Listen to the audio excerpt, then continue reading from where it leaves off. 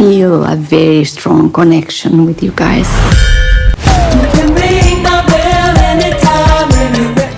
Welcome to Break It Down, where we don't just review films, we diagnose them. Every character you've ever watched on screen, they have a condition, and we're here to name it, unpack it, and show you exactly how it plays out in the story. Think of us as the shrinks Hollywood never hired. Welcome to the couch. Directors Olivia Wilde, who also stars as Angela. This is her third time behind the camera after Booksmart and Don't Worry Darling. But this one's different. This one she's also in front of the camera for. Seth Rogen plays Joe, her husband, a guy who has basically zoned out of his own life. Penélope Cruz and Edward Norton play Pina and Hawk, the upstairs neighbors who show up for what's supposed to be a normal dinner party. Written by Rashida Jones and Will McCormack, the same duo behind Celeste and Jessie Forever, and based on a Spanish film called The People Upstairs. And here's the thing about that dinner. It does not stay normal. About halfway through, the wine kicks in, the weed comes out, and 4 adults start saying the things they've been swallowing for years. Resentment, desire, fear, all of it just sitting there in one apartment with nowhere to hide. So let's actually get into it. Angela's whole thing is control through aesthetics. Every cushion placed just right, every detail curated. Because if the apartment looks perfect, maybe nobody notices the marriage doesn't. That's not decorating. That's a coping mechanism wearing a throw pillow. Joe's doing the opposite. He's just gone. Petulant, checked out, going through the motions of a husband without actually being one. And that's its own kind of avoidance. If you stop trying, you can't fail. You're just absent. Then you've got Hawk and Pina walking in. And they're not even trying to be a mirror, but they end up being one anyway. They're loose. They're honest. They actually look at each other. And suddenly, Joe and Angela are sitting across from a version of intimacy they used to have and somewhere along the way lost. That's what makes this dinner party dangerous. It's not about temptation. It's about exposure. 2 people who've spent years performing fine, suddenly forced to sit in a room with people who aren't performing anything. And once that contrast is in the room, you can't unsee it. The marriage doesn't break that night. It just finally stops hiding. Here's the part nobody warns you about. The wine kicks in and suddenly everyone's playing a different game than the one they sat down for. Pina and Hawk drop the bomb casually, like it's nothing. That their marriage doesn't run on the same rules Joe and Angela's does. No exclusivity. No pretending. Just honesty. Even when honesty is inconvenient. And that's the moment the whole movie pivots. Because now Joe and Angela aren't just having dinner with interesting neighbors. They're sitting across from a relationship that's doing the one thing theirs hasn't done in years. Telling the truth. What follows isn't clean. It's not a tidy love triangle or some scandalous twist for shock value. It's 4 people getting reckless in real time, saying things out loud that should have been said years ago, testing lines that probably shouldn't be tested at a dinner party. Somebody flirts too hard. Somebody confesses too much. And by the time the night's done unraveling, there's no version of, we'll just forget this happened, left on the table.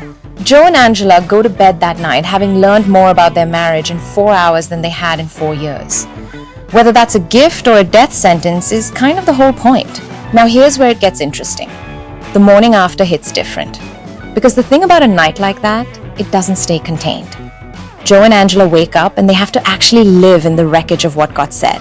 No more hiding behind the decor. No more checking out and calling it peace. And what's smart about this script is it doesn't let either of them off easy. Angela has to sit with the fact that her perfectly curated life was a performance for an audience of nobody, because the person she was performing for stopped watching a long time ago. Joe has to sit with the fact that checking out isn't neutral. It's its own kind of abandonment. You don't get credit for not trying. There's a scene where they finally just say it, the real thing. Not the polite version they've been recycling for years, the actual ugly truth about why they stopped reaching for each other. And it's not comfortable to watch. It's not supposed to be. Meanwhile, Hawk and Pina, the couple who walked in seeming like they had it all figured out, turns out their openness isn't some perfect solution either. It's just a different set of problems. Nobody in this film has it figured out. That's kind of the point.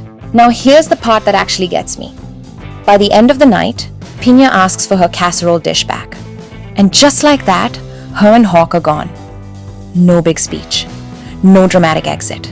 They just quietly slip out the door, leaving Joe and Angela standing in their own kitchen with absolutely nowhere left to hide. And what happens next isn't an explosion. It's worse. It's quiet. Joe mentions the lake house, the one their daughter loves, like he's already mentally dividing the furniture. Angela walks toward the bedroom. Joe heads to his office.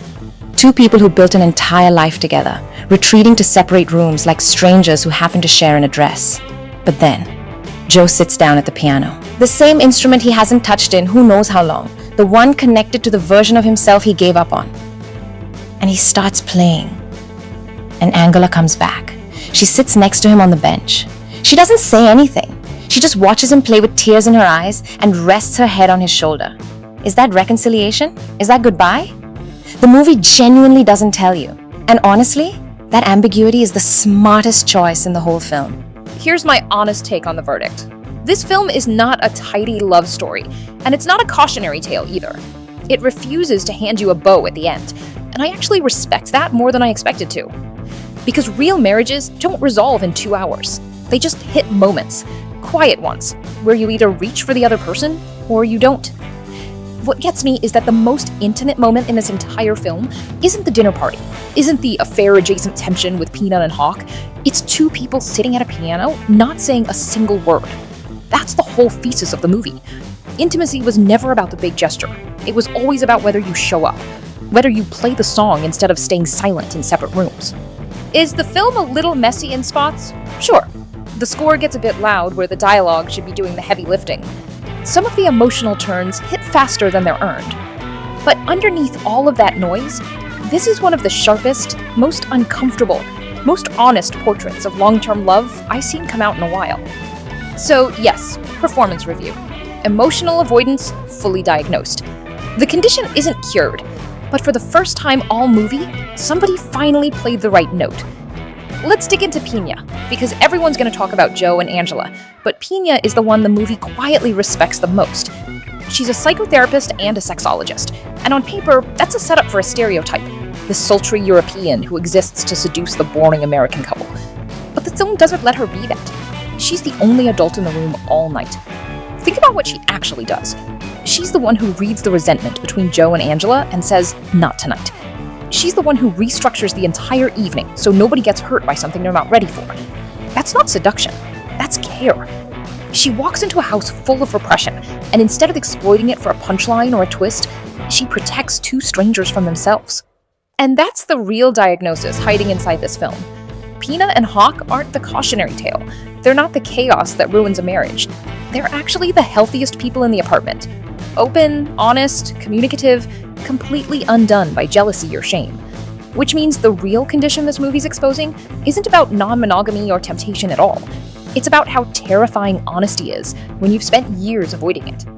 That's what makes Hawk interesting too, even though he's easy to misread at first.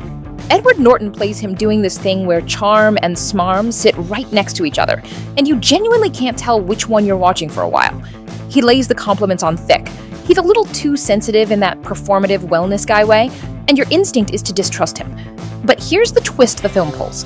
He's not performing intimacy the way Joe and Angela are performing fine. He's actually doing it.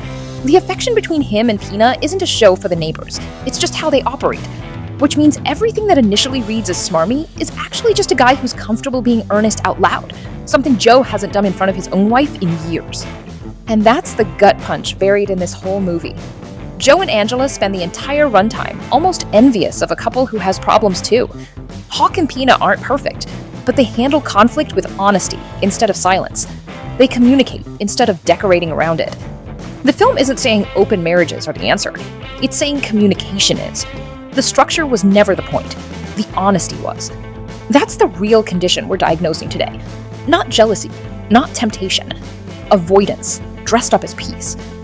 Let's also talk about that naked at the window detail, because it's such a small moment, but it's doing so much work. Angela tells Hawk it started by accident, just forgetting to close the blinds after a shower. But it became a ritual, because somebody was finally looking. Sit with that for a second.